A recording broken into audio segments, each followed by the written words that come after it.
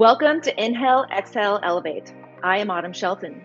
Today's guest is Dr. Bearman. Dr. Bearman is one of the most clinically knowledgeable physicians in the U.S. in the field of medical cannabis. Dr. Bearman has spent 50 years working in the substance and drug abuse treatment and prevention field. Dr. Bearman was a pioneer in the free community clinic movement. His career includes public health, administrative medicine, provision of primary care, pain management, and cannabinology. Dr. Bearman is the author of Cannabis Medicine, a guide to the practice of cannabinoid medicine. I can't wait to read it. He is featured in the cannabis documentary, Medical Cannabis and its Impact on Human Health, and is in several Netflix films. Welcome to Inhale, Exhale, Elevate podcast. I am Autumn Shelton. This is a podcast hosted from our Santa Barbara Coast family cannabis farm to help keep your feet on the ground and your head in the sky. Autumn Brands and our female founders have a message that goes beyond just flowers. Learn about how our two families created a booming cannabis company that is leading the industry towards cleaner and more sustainable cannabis production. We aspire to move beyond strictly cannabis to help plant medicine lose the stoner stigma as we talk about all things holistic health. Welcome, Dr. Bearman. So glad to have you today. Pleasure to be here. Let's jump right in. Tell us a bit about your medical background and why you are so passionate about healing with plant medicine. Well, I guess my medical background starts as a child because my father was a pharmacist and I worked in the drugstore as a clerk. And so I've always had this interest in drugs. I walked into a building that had a sign, maybe 15 feet high, that said drugs. So I've never felt uncomfortable about using the word drugs or using the word pharmaceutical. I started medical school at the University of Wisconsin, and then I transferred after 2 years because I wasn't really hot on the snow, even though I was from Wisconsin, and I went to the University of Washington. And while at the University of Washington, I was on the board of the third free clinic in the country. We did drug abuse treatment and prevention, and I started giving talks there on cannabis. I then went to, was an intern at the United States Public Health Service in Seattle. One of your written questions that you gave me beforehand was, when was the first time that I consumed cannabis? And I was 26 years old, which in this day and age is an old man for consuming cannabis.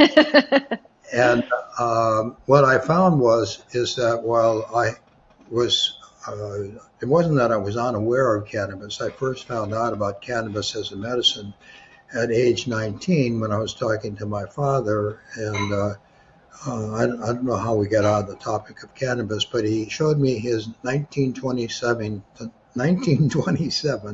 Remington textbook of cannabis, and on page 999 and 1000, it told you how to make tincture of cannabis. Wow. And you may be aware that in the 1920s,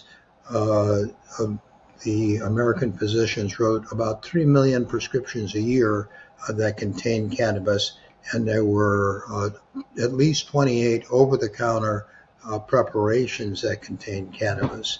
And just as another aside on the fact that cannabis has been a known medicine for 4,000 years and well accepted in the United States. It was in the United States Pharmacopoeia starting in 1850, and it was there until 1942. In 1938, the American Medical Association testified vigorously against the Marijuana Tax Act. They said, we think you should not vote this, and if you do, you ought to call it cannabis because nobody knows what you're talking about, which was, of course, the point.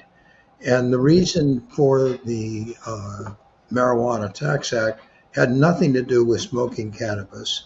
It had to do with automobiles. Ford had developed a prototype car that ran on cannabis diesel. Its body was acrylic embedded with hemp, and of course the upholstery was hemp. And so you had the drug companies, the oil companies, and the car companies that were concerned. The drug companies were not concerned. The only person who kind of brought up this drug issue was Harry Anslinger, And Anslinger was not really, gets way too much credit for the Marijuana Tax Act. It was Lamont DuPont who was the point person for the petrochemical industry. What Anslinger was interested in was becoming a bigger bureaucrat. He was sort of in a fight, if you will, with J. Edgar Hoover to see who is the biggest, toughest, most aggressive drug enforcement, law enforcement person in Washington, D.C. So blaming Anslinger, wrong thing. Blaming the car companies, blaming the oil companies, hey, they're in for a lot of blame, not just for cannabis, but for destroying the environment. Interesting. I've never heard that side of it or that background on it. That's good. Oh, and by the way, in terms of the cannabis, nobody that I knew at the University of Wisconsin smoked cannabis. And at the University of Washington, at least half of my medical school classmates smoked cannabis, and many of them were in AOA, which is the honorary fraternity for medical school students. And it was well accepted in medical school. And like I say, some of the smartest kids, or at least the kids who got the best grades, were some of the biggest smokers of cannabis. And whenever you went to a party that was thrown by your fellow medical students, cannabis was present. So you were on Governor Reagan at the time, interagency task force on drug abuse.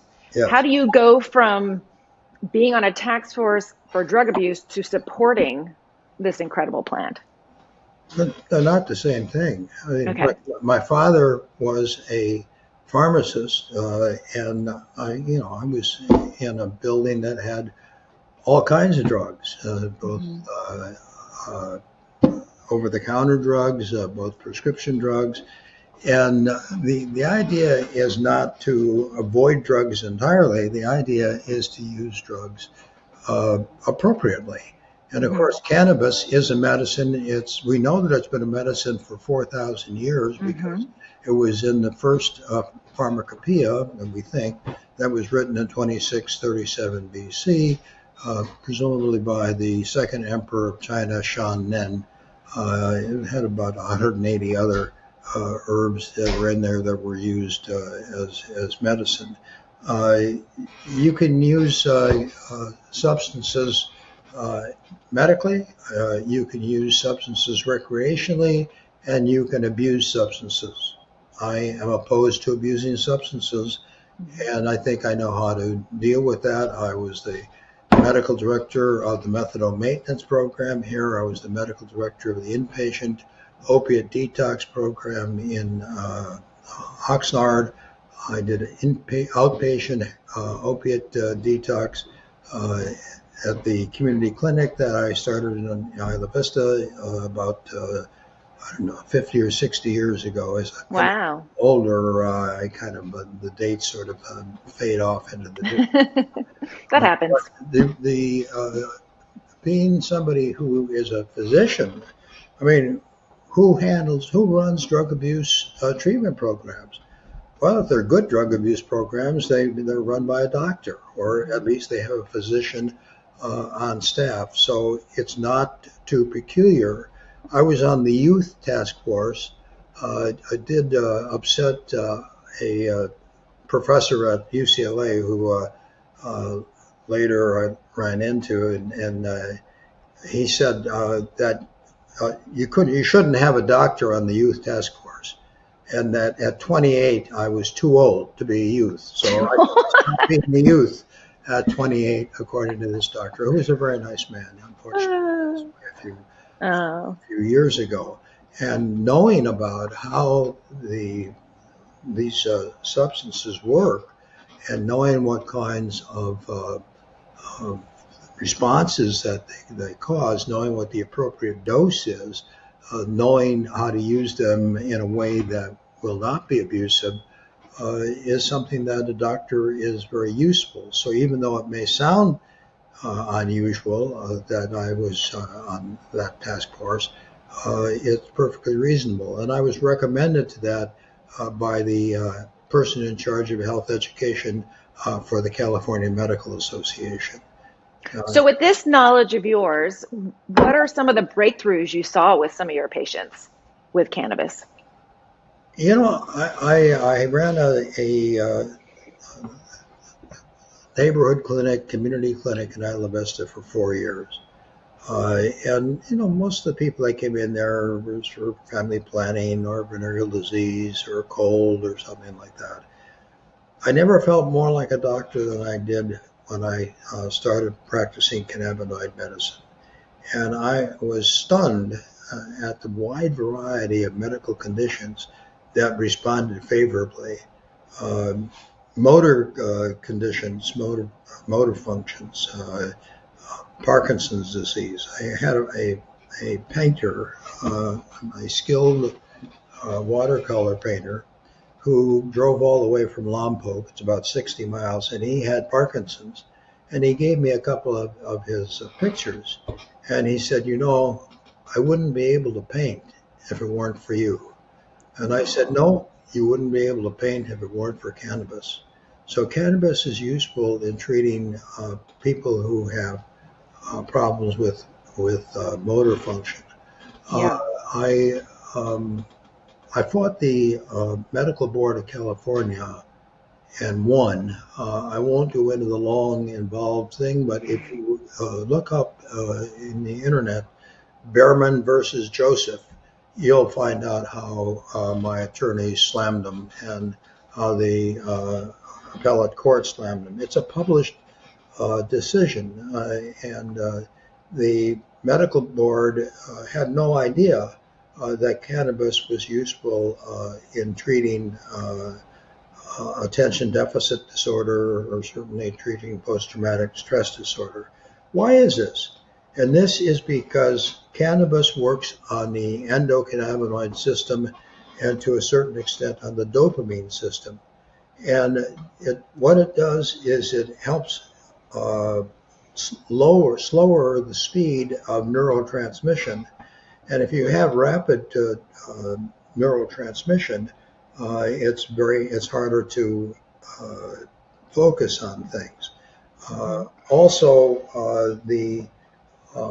you have the midbrain, which is responsible for fight or flight, that can be tuned down by cannabis. And fight or flight makes people very anxious. I had many patients who had post-traumatic stress disorder and who also had attention deficit disorder. Obviously, if your brain is going at 90 miles an hour and you can slow it down a little bit, it's a lot easier to concentrate than if your brain's not. I mean, the fact is that if you take a look at human beings, and the people who are watching this realize, I don't look like you, you don't look like me, and if we could get into our brain, your brain doesn't look like mine, my brain doesn't look like yours. They look similar. They have similar structures, but structures are not identical, and our endocannabinoid systems are not identical. And that's why some people have attention deficit disorder and some don't. Some have post-traumatic stress disorder and some don't. And and they're finding more and more adults. I mean, I think the ADHD was more of like a childhood thing. You think, oh, this kid has ADHD, but today more and more adults are getting diagnosed with it. So how does cannabis help those adults, and how would you recommend that what's the consumption? Is it the flower, or is it in a manufactured product, or is it certain cannabinoids that really help with it, or certain other aspects of the plant? Recognize that I've been doing this for 24 years. And so when I originally started, you basically just had flower and you had some liquid form. And we're still sort of focusing in on what's the best way to do this, because recognize that because cannabis was a Schedule I drug, you couldn't do research with it. But I found that just smoking cannabis or eating cannabis is going to help slow down the speed of the neurotransmitter system. You're going to have less involvement of the limbic system, the portion that's concerned with of the brain that's concerned with fight or flight. And since I practiced for so many years, people for the first 18 years or so needed to have a prescription. I had many people with attention deficit disorder, adults, who came back year after year to renew their prescription. And I would recommend to adults to try either edibles or smoke. And they certainly can try manufactured products. Look, the manufactured products are based on our experience, not just the experience that we've had in the last couple of decades or so, but the experience that we've had for the last 4,000 years. Remember, I mentioned Remington's textbook of pharmacy, the 1927 edition, that tells you how to make tincture of cannabis. So tincture of cannabis has been around for a long time. All of the major drug companies, this is nothing new, all the major drug companies had cannabis products back at the turn of the 20th century. And in fact, at the beginning of the 20th century, cannabis was the third most common ingredient in prescription and over-the-counter drugs after opium and alcohol. Wow. I don't know if I answered your question. I sometimes wander off. No, it's good. But I think cannabis is, in any way, shape, or form, in terms of attention deficit disorder, I found it to prove helpful. On the other hand, we're all different, and people can try manufactured products, and sometimes the terpenes can be helpful in some of the therapeutic aspects of cannabis. Remember that cannabis has more than 500 different molecules in it. Over 200 of them are cannabinoids, and another several hundred are terpenes. Terpenes are the most common molecule in nature. There are over 20,000 terpenes, and there are a couple of hundred of them in cannabis. So it's possible that adding some terpenes to your cannabis may be helpful. You may, when you think about terpenes, think about going to blenders. I don't know if you are a consumer of blenders. Of course. Those are I have two little kids that love it too. those are terpenes that they're putting in there. They're putting terpenes in there? I didn't know. I didn't even know that. Yeah, they tell you which ones. They're Interesting. Not in there. I didn't notice. Okay. All right. As Carmela Harris said when asked what color she was, next question, please. So you have testified on over 500 times in court. Correct. for people under the influence of cannabis. Can you tell us a little bit about what happened at these cases?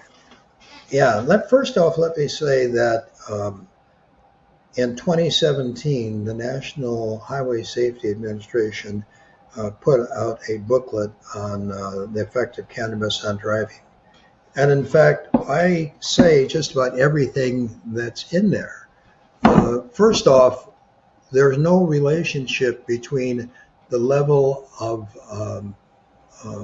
THC in the bloodstream and impairment. If you are a long-time user, regular user of cannabis, your terpene levels will be elevated for a week, maybe 10 days. Sometimes even longer. And when I say there's no relationship, that doesn't mean that low levels of THC can't impair driving. They can, but usually in a novice. Can large levels impair driving? Yeah, but not in a regular user, and not most of the time.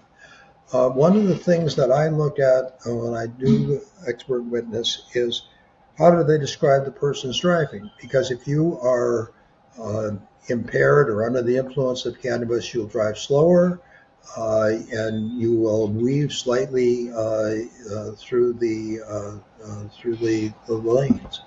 And you will not speed. When I get an attorney that calls me up and says one of the things they were stopped for is speeding, I know immediately that they were not under the influence of cannabis. Mm-hmm. And you know that cannabis causes people to drive slowly because there must be hundreds of jokes out.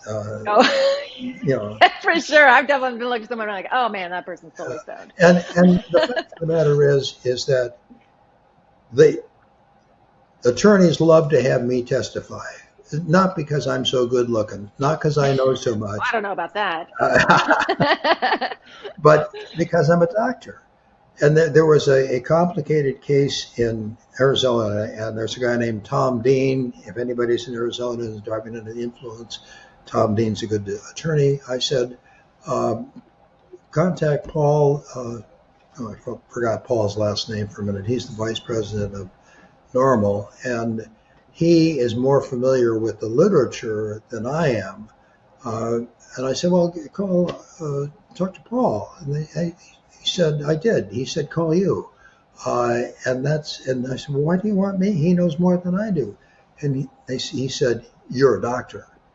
And people give a lot of weight to what doctors have to say about everything. Now, it does happen that the doctors who are involved in dealing with prescribing or recommending cannabis do know more about cannabis than most law enforcement people do. Mm-hmm. Of course. One of the last cases I had was in Detroit, and the defendant was on trial for second-degree murder.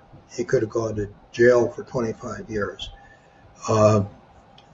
The evidence that they had was very weak. I mean, he did run into somebody. It's a long story. I won't go over it. But he passed the field sobriety test. My advice to your listeners is never, ever take the field sobriety test. It was designed for you to fail. But in this instance, remarkably, he passed the field sobriety test. Now, the police officer later changed his mind, that is weeks and months later, and said, oh no, I was mistaken. He didn't pass the field sobriety test. He was very anxious because he'd run into somebody who was walking in the road, and they took him to the hospital. And the hospital said that his neurological exam was normal. So there you got a doctor in the same time frame saying that neurologically he was normal. I had another case where this young woman was speeding. Right away I knew she wasn't under the influence of cannabis. And the police officer said that she spoke funny. Well, it turns out that she'd spoken funny since she was in the first grade. And she had written documentation of that. Unfortunately, what happens in these cases is they don't dismiss them.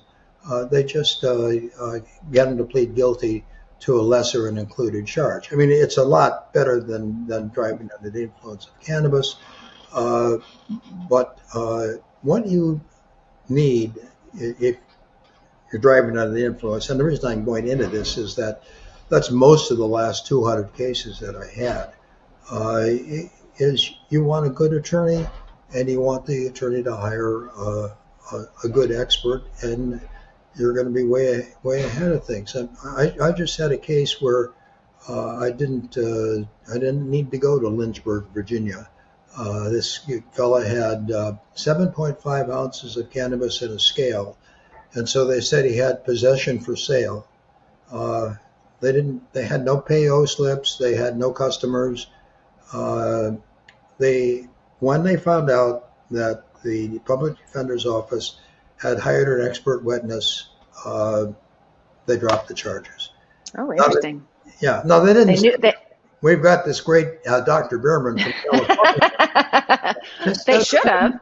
We just had an expert witness, and they took another look at the evidence they had, and the reason that most of the people get off when I testify is because of three things: their attorney, me, and there's no evidence.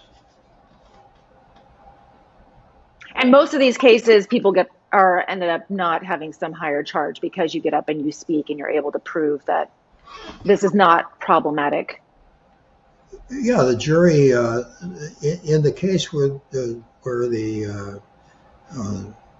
second-degree murder case, the jury voted 11-1 to acquit. Obviously, there was one nitwit on the jury. Also, the assistant district attorney made the mistake, which attorneys are told not to make, is pretending she knew more than the expert. And she said, well, there were more accidents where people had cannabis in their bloodstream after it was legalized than before. Well, of course, it's legal. Duh. And I said, well. And less stigmatized. Yeah.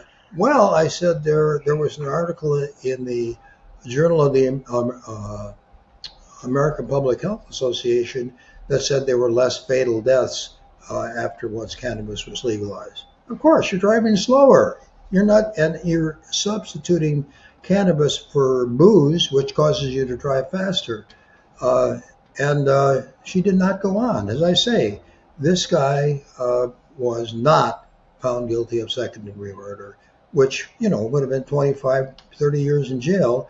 He was found guilty of reckless and negligent homicide, and I'm sure he got 5 years in jail or something like that. But it's not that these people are as innocent as the driven snow. It's that you have a jurisdiction where they want to punish people for using cannabis, not for the crime that they committed or may have committed. It's interesting. Okay, I want to switch gears now. I want to go to your documentary. Now, there are many interesting topics in this documentary, medical cannabis and its impact on human health.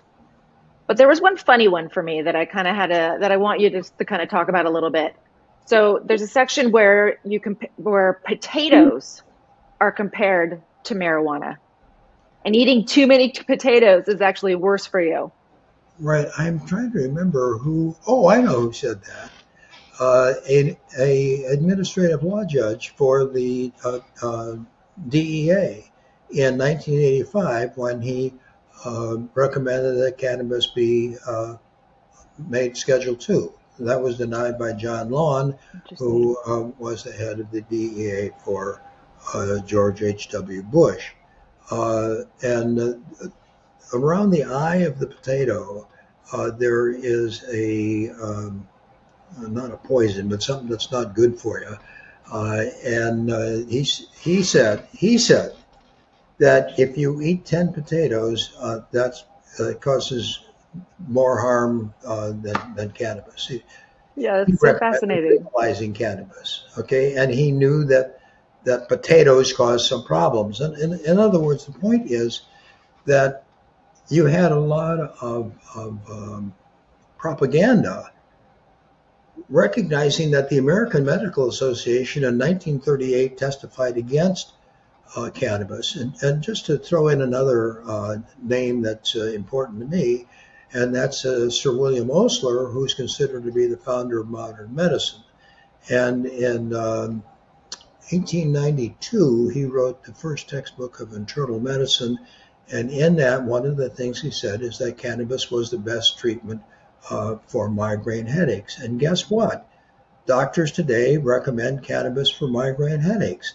In 1942, the longtime editor of the Journal of the American Medical Association also said that cannabis was the best treatment for migraine headaches. Why? Because migraine is caused by excessive stimulation of parts of the brain. And that stimulation is slowed down by the endocannabinoid system. And the endocannabinoid system is slowed down by dopamine. And the dopamine is released because of the cannabis. I'm going to pause. My computer's about to die, so I'm going to just hold one sec.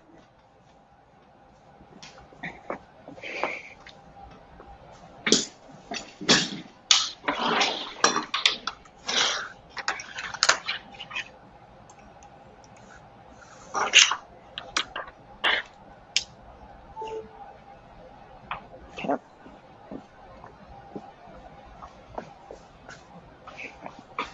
Okay.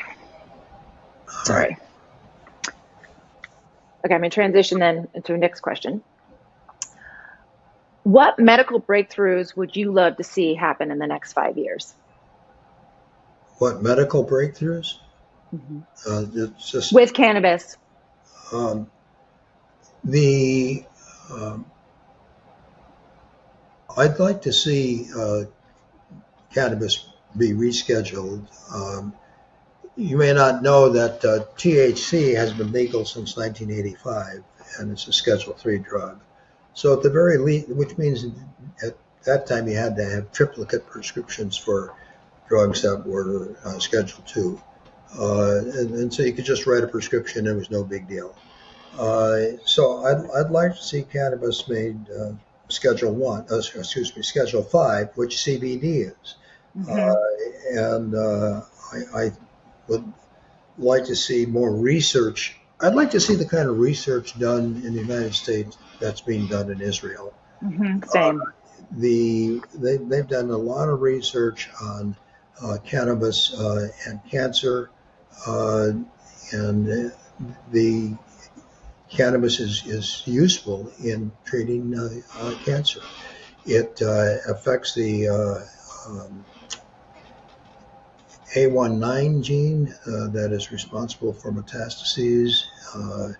It causes an increase of a terpene called ceramide, and specifically in cancerous cells. And when the amount of ceramide gets to be large enough, that cell dies. And there's a third thing that it does, and frankly, right now I can't remember what it is. But there was a company in England called GW Pharmaceuticals that used it in treating brain cancer, and found that people who they treated with conventional treatment plus their product has THC, and it's a whole plant extract, that they lived 40% longer, 550 days to about 330 days. And I'd like to see more research in terms of cancer. Also, there needs to be more research For sure. in terms of the anti-inflammatory effects. There are a number of constituents of the plant that are important in terms of anti-inflammatory. The 1927 Remington textbook of cannabis says that it's useful for pain, and I'd like to see it used more often for pain, and seeing if there's a way to boost it up. Most doctors like myself, who were pioneers in the cannabinoid prescribing, saw either a decrease in the use of opiates by their patients who had pain, or stopping the use of opiates entirely. The cannabis has been used to treat pain. As I say, the 1927 Remington textbook of pharmacy said it's useful for pain, but it's also used for anxiety. And God knows, in this day and age, lots and lots of people have anxiety. And I'd like to see a combination of CBD, probably THC, and a number of the terpenes that are important in terms of dealing with the anxiety. Yeah, it would be great. I mean, for me too, like understanding, as you mentioned, everybody's endocannabinoid system is different and operates different, and that this plant has hundreds of compounds, not just cannabinoids, Right. and how those work together. And people come up and they find a strain. They say that strain is what I need. How do I find it? Because they finally find something that works for them. But for us to really dial in exactly what compounds work for these different types of illnesses or pain or symptoms that people need, it will be really helpful and easier down the road for people to really utilize this efficiently for medicine and understanding how these really function with them. Yeah, the brain is very complicated. I'd like to see us have more education starting in junior high school about how the brain operates, not just the endocannabinoid system. And I think that would be important both in terms of learning and possibly in terms of decreasing the abuse of substances. You have to ask your question. Nobody rarely does things. I say nobody. People rarely do things by accident. Why are people abusing drugs? Well, they feel bad. Why do they feel bad? Well, maybe they have pain. Maybe they have anxiety. Maybe they have attention deficit disorder. Maybe they have post-traumatic stress disorder. It's amazing. One other really remarkable case is a woman that came in a wheelchair that she operated by blowing air into a device. And of course, she had an assistant. And this woman seemed adjusted and happy. And if I were a quadriplegic, I would be miserable. And so I think that its use in treating people that have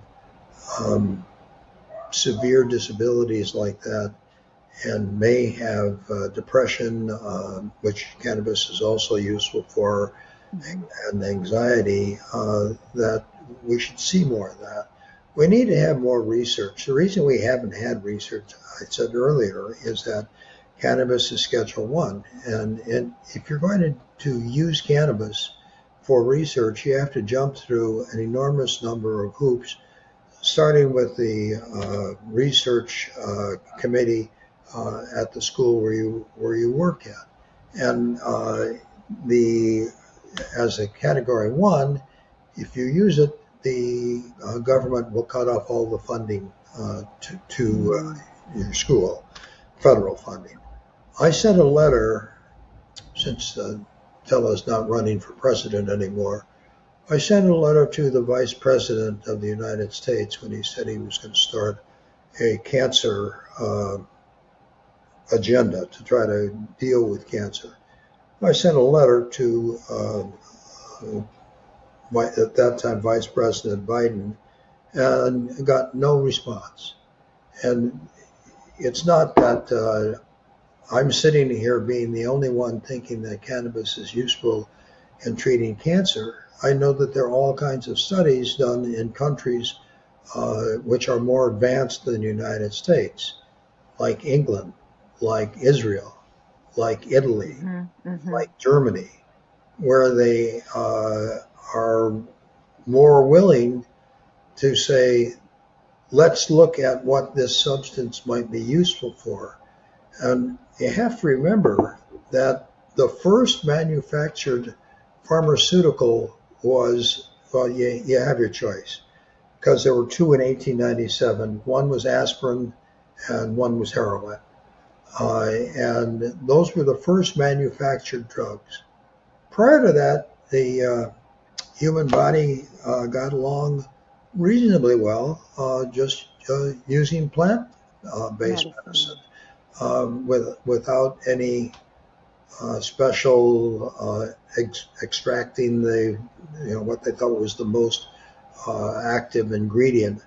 I was really impressed. We went to my daughter went to her junior year abroad in Spain, and so we went to because had been the King's Castle and stuff, and I was really impressed with the pharmacy. It was quite large, maybe 20 feet by 40 feet, had all kinds of aromara flasks, and of course a fireplace and everything. And that's because pharmacists, this building went back, I think, to the 16th century. Pharmacists were used to making this. I think one of the problems with the acceptance of cannabis has to do, um, it wasn't Pope Leo, but he was Pope somebody the sixth in 1592 or something like that, and said that cannabis was the tool of the devil. Well, he had a reason for that, and that was because cannabis decreases, used to decrease the pain of childbirth, and it's very common, and it was why he called midwives witches. I could go on and on. I want to hold up. I want to push a couple of books here.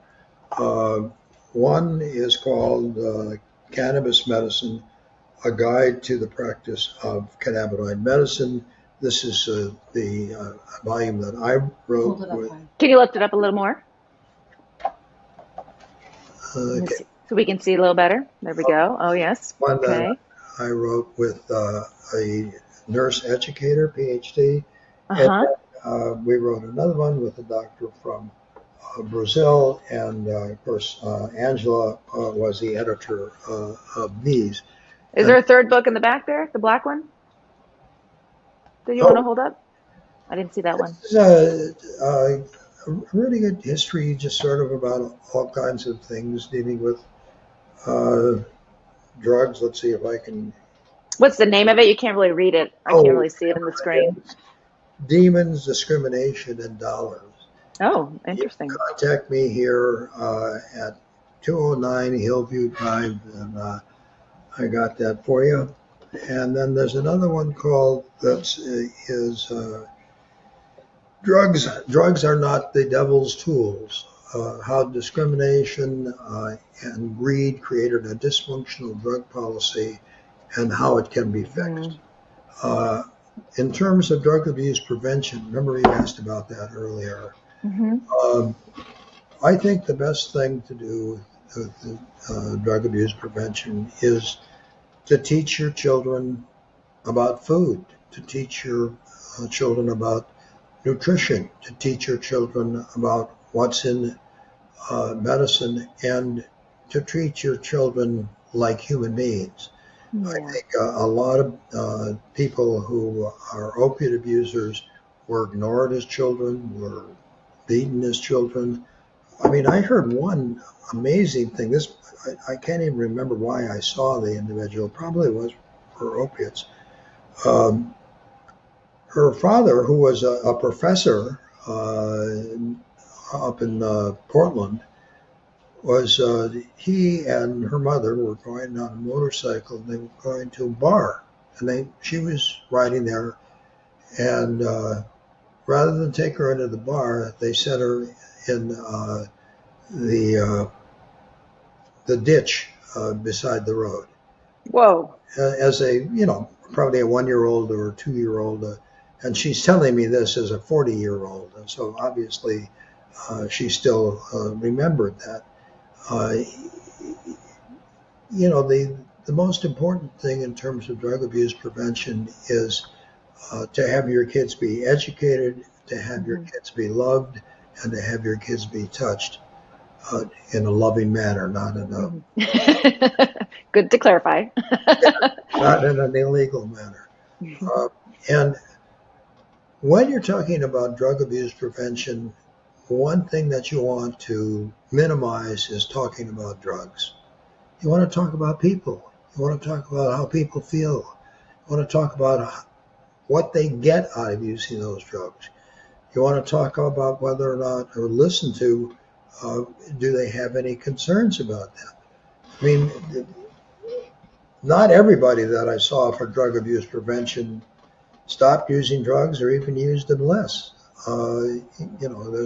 There's a strong drive, and they do feel better. Why do they feel better? Well, there's a lot of different reasons. And I don't think we have time or the need to go into one of those reasons for why they feel better. So let's transition into our question of the day. How do you elevate daily? How do I elevate feeling? Um,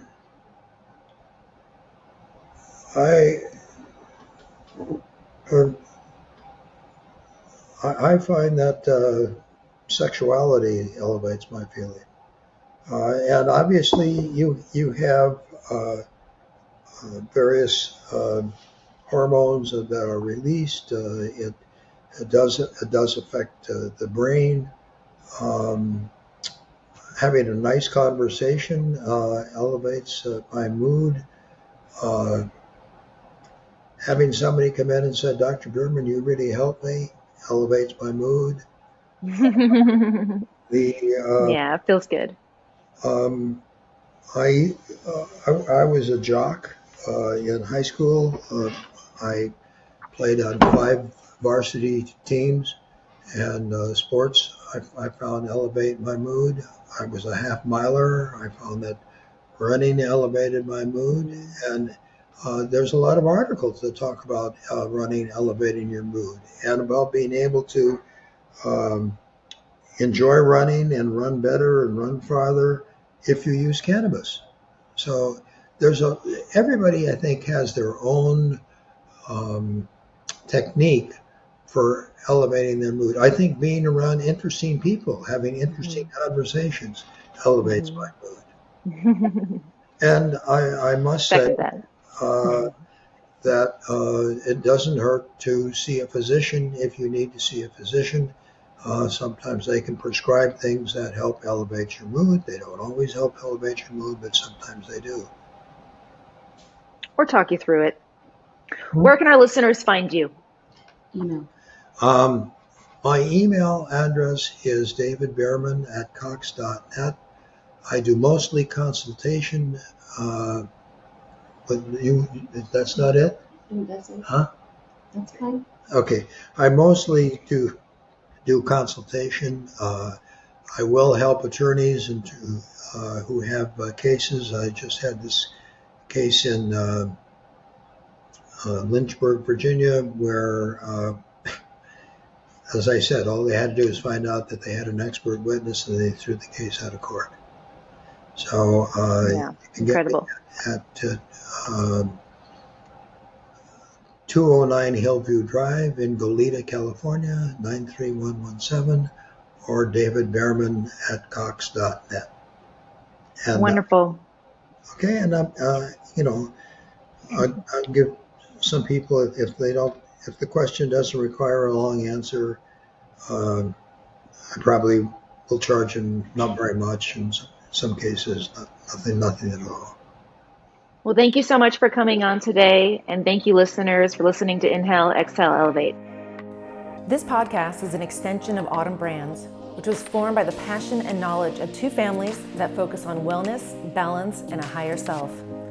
Our family farm along the coast of Santa Barbara County uses sustainable farming techniques, natural sunlight, and pesticide-free cultivation. If you loved listening to this podcast, please share with your friends and be sure to subscribe and like on social media. Inhale, Exhale, Elevate. You can find our products in dispensaries and delivery services throughout the state of California by going to autumnbrands.com and clicking the Buy Now button. Follow us on Instagram, autumnbrands_ to learn more.